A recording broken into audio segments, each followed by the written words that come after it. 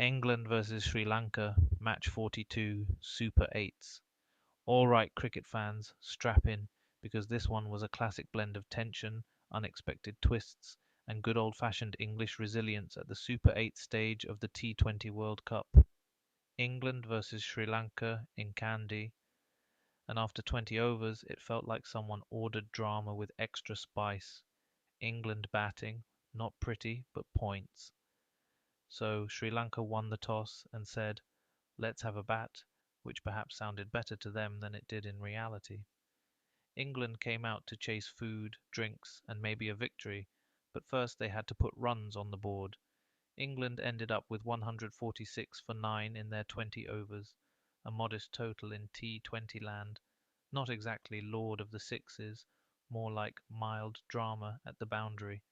The star of the England innings was Phil Salt, the man who moves like he's had one too many espressos. Salt scored 62 off 40 balls, giving the middle order some runs to chew on.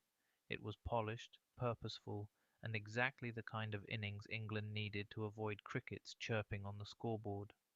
Most of the other batters looked like they were trying to remember where they left their helmets.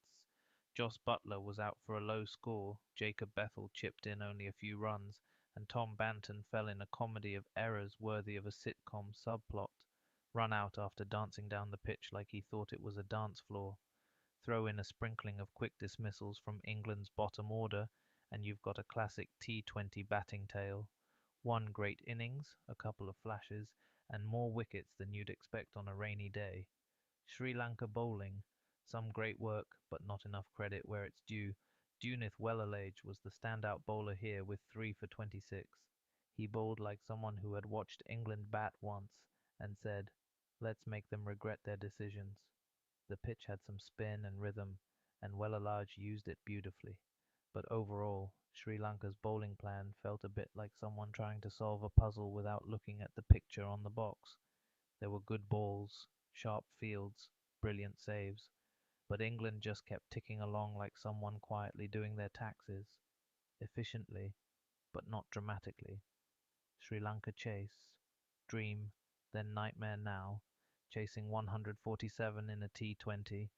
That's usually comfort zone territory. Sri Lanka started the innings with a fresh optimism. Imagine fireworks, the crowd chanting local vibes, and batsmen feeling confident. Then came a bowling blast from Will Jacks, who took 3 crucial wickets for 22 runs. He wasn't just bowling, he was dropping tactical bombs.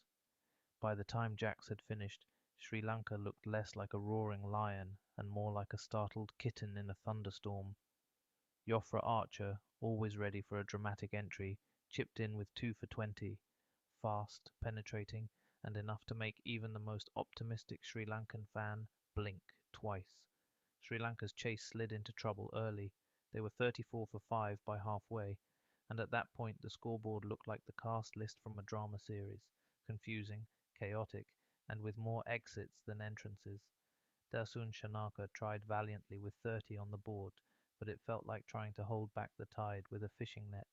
A bizarre hit wicket dismissal, yes, literally tripping over one's own blade, didn't help matters, and Sri Lanka fell for just 95 all out in 16.4 overs. What this means. England's 51-run win was commanding, not just a points boost, but a psychological one. It lifted them to the top of Group 2 in the Super 8s, giving their net run rate a healthy hug and leaving Sri Lanka wondering what happened to their batting mojo.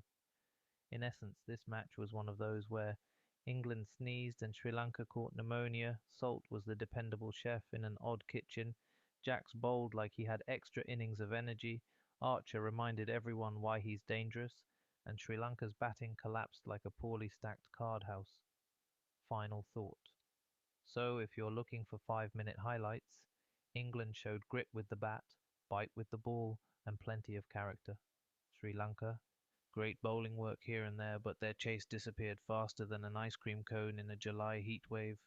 That's the fun chaos of T20 World Cup cricket, unpredictable, dynamic, dramatic, and always a blast to talk about.